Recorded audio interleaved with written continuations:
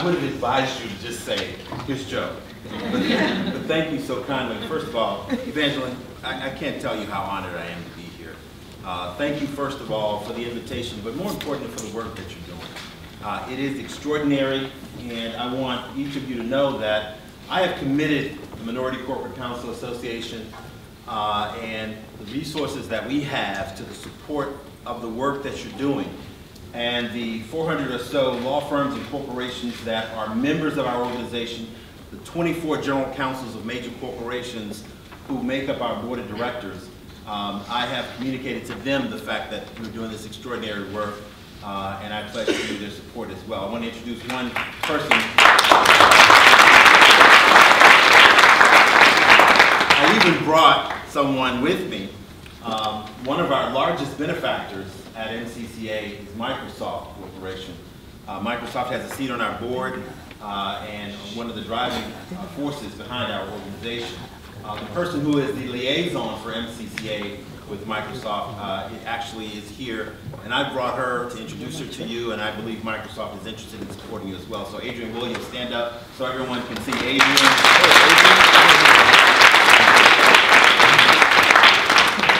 On the day that I received the invitation to speak, ironically enough, I was actually on my way to Hershey, Pennsylvania to participate in the 3rd Judicial Circuit Conference. The federal appeals circuits, each of the circuits has a judicial conference every year where the judges from that circuit, there's always a member of the Supreme Court, the U.S. Supreme Court, who speaks. I was on my way to Hershey, ironically enough, to speak at the 3rd Judicial Circuit Conference. And if you've ever been to Hershey, I saw somebody like kind of laughing over there. Some people from Hershey are from that area. Hershey, Pennsylvania, the Hershey Lodge, which is, where the chocolate company is located, it's like one of the crappiest hotels you've ever been to. It's like, and this comes from a man who worked at Walmart's headquarters for 5 years. So, if you've ever, by show of hands, how many of you, I know King and Spalding did work for us. I know some of your lawyers have been to Bentonville. It is the crappiest office space I've ever seen in my life, okay? This hotel was just like, the 70s kind of lodge where you go and you check in. They do give you a Hershey bar when you check in, so that's one good thing. So I'm checking in, I'm, standing there with the young lady and I'm getting registered. Next to me in line, there's a guy, white guy about my age, dressed the same way, both probably drove in from wherever we came from with our business suit and tie. We made eye contact. Here for the conference? Yeah. Nice weather. So I gave my packet, and then the lady at the desk says, make sure you stop over there if you're here for the conference, pick up your registration materials. So I go at the desk, and I'm getting my materials. Your speaker, yes, I am. Same guy. He's next to me, he's getting his stuff too. Oh, you're here for the conference? Yeah, me too. Your speaker. All right, see you later. So then, at the Hershey Lodge, you have to go back to your car and kind of drive around to, whatever the building is, because it's detached buildings. So I'm in building, H, row 3, room, whatever. I go around, drive, get my car, get my bag, walk, and I'm coming down the hall, headed to my room. I see the same guy at the other end of the hall walking towards me, okay? As we get closer, he starts yelling at me. Where the hell have you been? And, at first I thought, we just had a moment. We don't know each other. I'm like, what? He said, where the hell have you been? And it dawned on me that he thought I was the bellman. Oh, wow. I had just seen him. Wow. We had just interfaced with each other and connected with each other. I'm married, that's sweet. Okay? But it didn't matter. Okay? And as I got closer, I said, just because I'm black doesn't mean I'm the help. And in that moment, it dawned on him that I was the same guy he had just seen. But all he saw was the fact that I was black. And it must have been his own private version of hell. It turned out we were right next to each other. For the next 3 days, whenever I was coming out of my room, he was coming out of his room. So my panel was on the last day. I gave a keynote remark, and sure enough, he was sitting right down front. He was a judge. Oh, Okay? wow. And during my remarks, I could see him sweating bullets the whole time. But that is illustrative of the fact that bias is everywhere. It is systemic, it exists, and it follows you no matter where you are, no matter what you do. And he's a judge. Now, if you had talked to him, federal judges especially, they will tell you that they're not biased. They don't, we're above board. We don't have any biases. But the fact is, these biases exist everywhere, and they have an impact on you in every single thing that happens in your lives, okay? One of our research partners is a company called Nextions. We spent about $100,000 one year supporting their research. The year that the company produced a very interesting report. It's called Written in Black and White. What they did is they took two memorandums of law. They selected 60 law firm partners in a large city, and they divided them in half. And they gave 30 of them a memo that was captioned Thomas Mayer, third-year law student, African American. He took the exact same memo and captioned it Thomas Mayer, third-year associate, Caucasian. And in the memo, and you'll learn this when you're in law school, memo is basically a short summary of the law that you'll provide to your law professor, to a partner at a law firm. In the memo, there were several errors that were intentionally sort of embedded in the memorandum. Errors of fact, errors of law, even some errors of formatting, okay? But they were identical. The memos were identical. The only difference is one was purportedly written by an African American, one was purportedly written by a Caucasian. And they gave them to two different groups of law firm partners and asked them to grade them. 1 through 5, with five being the greatest and 1 being the worst, in a number of different categories. And then they asked for comments at the bottom. The average score for the African-American, purported African-American memo was a full number grade lower than the score for the Caucasian memo. It was something like 4.8 out of a 5 for the Caucasian memo and like a 3.5 for the African-American. Now don't forget, these were identical. These memos were identical. And the comments section were very telling. In the comments section for the Caucasian memo, you had comments like, made a couple of errors, but shows potential.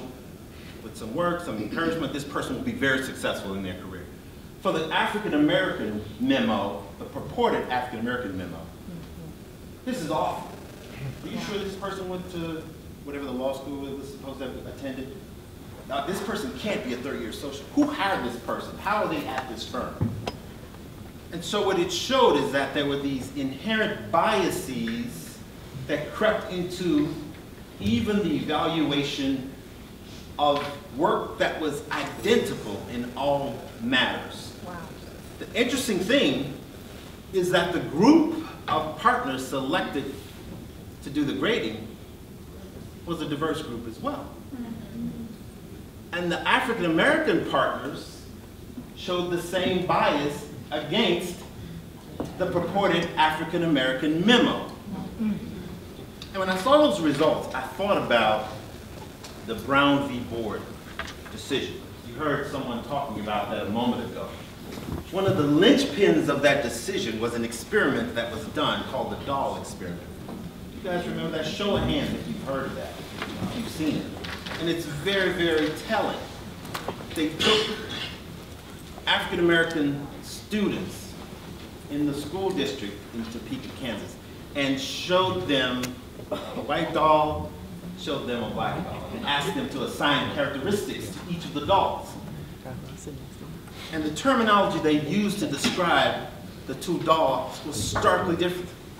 The white dolls were described as honest, hardworking, and pretty, and beautiful, and trustworthy. The black dolls were dirty and ugly, all kinds of inferior things. And these were black kids. These were black kids. And the reason I thought about Brown when I saw the results of that Connections survey, because the most telling thing wasn't that there were biases. We know there's biases. The most telling thing was that we showed bias against ourselves. And the message that I want you to understand is this. There is this insidious notion somehow that HBCUs produce inferior products. And I would say to you that you have an obligation to fight that lie at every step of the way.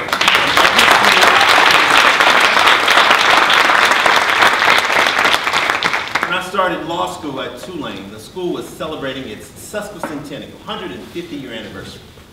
In 150 years, the school had admitted, not graduated, admitted a grand total of 20 students who were black. And this is in a city, New Orleans, that was 65% black. It was literally an apartheid situation in uptown New Orleans. And so a handful of us decided, we're gonna do something about this. So myself, one of my classmates, a guy named Ike Spears, another one of my classmates, Terry Fleming, her last name is Love now, that's her married name. And we even got this brother, Tabani Jolly. Tabani was a LLM student from South Africa. We're like, Tabani, come on, you're coming on. He's like, what am I doing? This guy just Tabani. So we went and we met with the associate dean who was in charge of recruiting. And we were like, this is ridiculous. You cannot, it's like saying that Jackie Robinson was the only qualified black baseball player in the world, you know? I mean, come on. It's like, what are you doing to attract more black students to this school? She was just so perplexed. She's like, I don't know where we can find black students. It's just, you know, like, what about Yale? It's a mystery. So sitting there, I'm sitting there, having graduated from Southern. Ike did his undergraduate work at Morehouse, and Terry went to Jackson State. And to Bonnie, that brother was from South Africa. You know, and this is you know, this is during this apartheid deep in it, okay? He hadn't been in any institution that wasn't segregated in his whole life. And so she's like, where do we find qualified? You know, and uniformly we were like, we might be able to help you with that. And so we formed a committee, and they actually allowed us to have a seat on the recruiting committee, and went around to HBCUs. You know, Willie Sutton, the famous bank robber, when they asked him why he robbed banks, he said, because that's where the money is. It's not a mystery where you find qualified black talent. It's at HBCUs. And within 2 years, they had tripled the number of black students who come to Tulane. And so many of them are extraordinarily talented and qualified and accomplished lawyers now. Just in that room. Ike is now, that's the brother who went to Morehouse. Ike now is a successful lawyer in New Orleans, has his own firm and offices in 2 cities. Terry is an appeals court judge in Louisiana. Tabani, he's glad he came along for the ride. He ended up going back to South Africa, and Nelson Mandela appointed him. He became a judge. Nelson Mandela appointed him to study the judicial system in South Africa, and the Jolly Commission and the Jolly Commission report is considered like the seminal report on the ills of the criminal justice system in South Africa. I tell you that story to say to you, there is a wealth of talent, always has been, always will be in HBCUs, and it's incumbent upon you, it is incumbent upon you to embrace that legacy to which you fall heir, and take it with you everywhere you go. Because the gift that we had, the gift that those of us in that room had, was an understanding of how special we really were. And we were not going to allow the environment in which we found ourselves to define us, nor should you. Now, you heard from some amazing and extraordinary speakers, and I'm privileged to have the opportunity to hear from each one of you. Thank you so much for sharing your stories. And Sister, you almost made me cry. Okay? God bless you. What I heard was two things. I'll call it give and take. I heard people say, when you have the opportunity, give back. And I heard the speaker, I've been introduced by a lot of people. I've never been introduced by two, but that was, thank you, I appreciate that. I heard the young lady who introduced us to say, to take advantage of the opportunity. Such a brilliant thing that you said. A lot of times people understand that they should establish relationships perhaps with someone who is ahead of where they are. But your peers are going places too. And that was such a brilliant observation on your part. So let's talk in the short time period that I have left about giving and taking, okay? Before you have the chance to give back, I want you to take three things. One, take advantage. Take advantage of the opportunities available to you. So many times, both in undergraduate situations and when you get to law school, we don't take advantage of the resources that are available to us. You know what? Don't be that person. Go talk to your professor. Go get tutoring if you need it. Talk to people in your study groups. Look for the brother who's got the highest score on the LSAT. Try to get to the study group with him. Okay? Take advantage. I see my friend Tracy West. Stand up, Tracy. No relation. She's just a good friend of mine. We're not related. Tracy is the Associate Dean at Boston College. And she tells me all the time about the way she embraces her students, the way she looks out for them. Take advantage of people like that because they are there. You can find them, seek them out, and don't let those opportunities pass you by. Second thing, take control, okay? You have the obligation to make sure that what you do and how you guide what happens to you. Now, as a person of faith, I understand that there are so many things. My grandfather was an old Baptist minister. He used to say, you know, man can appoint, but God can disappoint. Okay? So we understand that things happen. I'm a New Orleanian. I lost every single thing I owned in Hurricane Katrina. All right? So I get that there are circumstances beyond your control, that you are sometimes left to the mercies of the Almighty. However, there are things that you can do and you must do. There's a young lady who I mentored named Tarsha Philibert. Tarsha I met at one of our conferences, and she was an associate at a large law firm. And I remember when I first started talking to Tarsha, I said, look, she was disappointed because she had gotten passed over the partnership. I said, I looked at your capabilities, your qualities, your work, and I've talked to a few people who know you. You're like an extraordinarily talented lawyer. As a matter of fact, you're smarter by, you know, in spades than your peers, including some who had been elevated. I said, have you, other than the partner you do work for, do any of the other partners know you? She said, well, no, not really. I said, have you gotten active in any bar associations? Have you gone to any networking events or done anything like that? She's like, basically, I just keep my head down and work. And I said, let me tell you something. You have two currencies, okay? The sum total of what you have to offer consists, one, of your skill set, what you learn or don't learn in law school, the experiences that you have, the talent that you develop, what you can do. The other currency you have is your network, okay? It's your network. People, there's a saying, is not what you know, it's who you know. Well, it is what you know. But it also is who you know, but more importantly, it's who knows you, what they know about you, and what they're willing to say and do for you. That doesn't happen overnight. And I told her, I said, pull your head up, get out of your office, meet some of the other partners in your firm, meet some of your peers, connect and interact with them. Get involved with the bar association where you're located. Get involved in the MCCA. I put her on some panels, introduced her to some of the corporations that are part of our network. And within about a year and a half, she made partner, one of the first black female partners at her firm. And I think you'll understand, sister, you're a partner at a very prestigious firm. I think you will confirm, you worked your butt off, okay? but you have to be on somebody's radar screen. And you have to take control of what happens in your career and what happens to you. So take advantage, take control, and the last one is take a stand. There are going to be opportunities, and you have to pick them. When you have to say to yourself, this is worth fighting for and worth fighting, period.